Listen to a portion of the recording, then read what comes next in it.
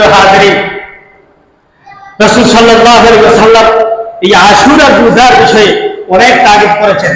হানাফি মাযহাবের উলামাগণ বলে মুহররম মাসের 10 তারিখ রোজা রাখা সুন্নাত। হানাফি মাযহাবের উলামাগণ বলেছেন।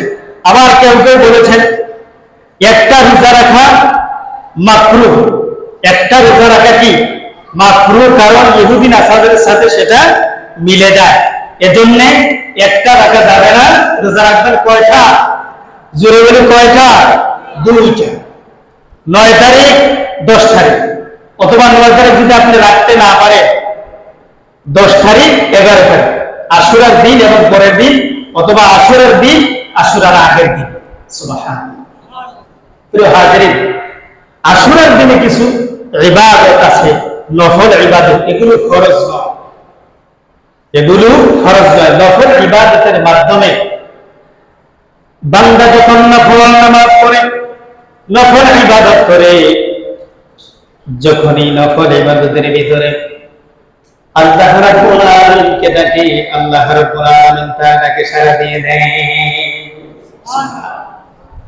ফরজ ইবাদতের মাধ্যমে ফরজ বিধান পালন হয়, আর নফল ইবাদতের মাধ্যমে আল্লাহ সান্নিধ্য লাভ করে।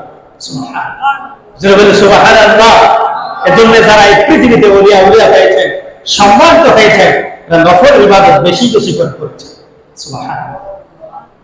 প্রিয় হাজির, হাদিসে এসেছে যে ব্যক্তি মুহররম মাসে ইবাদত করলো, নফল ইবাদত করলো, যেন ওই ব্যক্তি কদরের রাত্রিতে ইবাদত করলো। সুবহানাল্লাহ। বছরে একবার আমরা কদরের রাত্রি পাই, ঠিক কিনা? রমজান মাসে সেই কদর রাত্রি আসে। রাসূল সাল্লাল্লাহু আলাইহি ওয়াসাল্লাম গুরুত্ব দিতে গিয়ে বলেছেন যে ব্যক্তি মুহররম মাসের 10 তারিখে নফল ইবাদত করলো, সে যেন কদরের রাত্রিতে ইবাদত করলো। সুবহানাল্লাহ।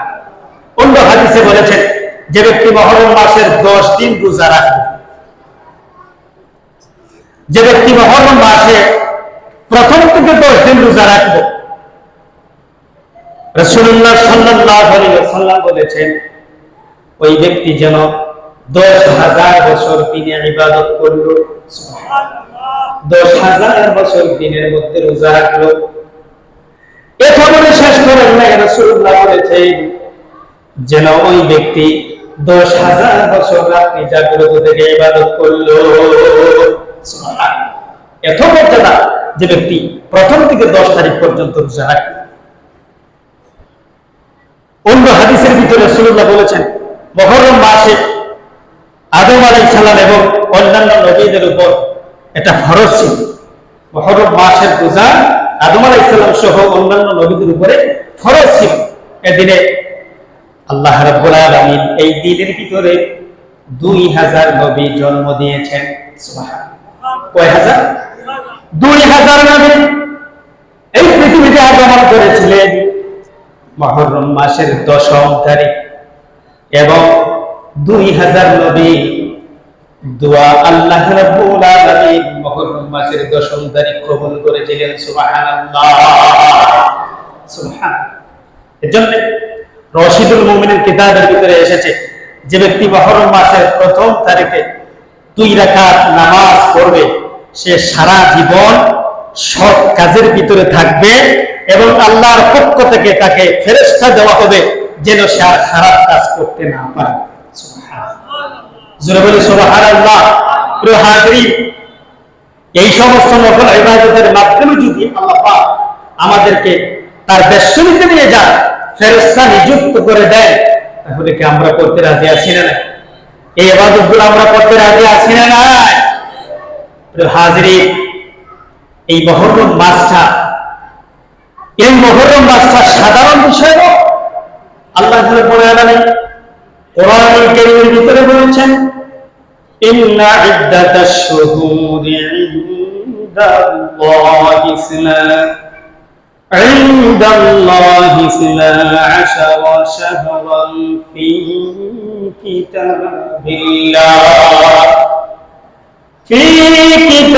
কিতাবিল্লাহি মিনহা আরবাআতুল হুরুম। জোরে বলি আল্লাহু আকবার। আর জোরে বলি আল্লাহু আকবার।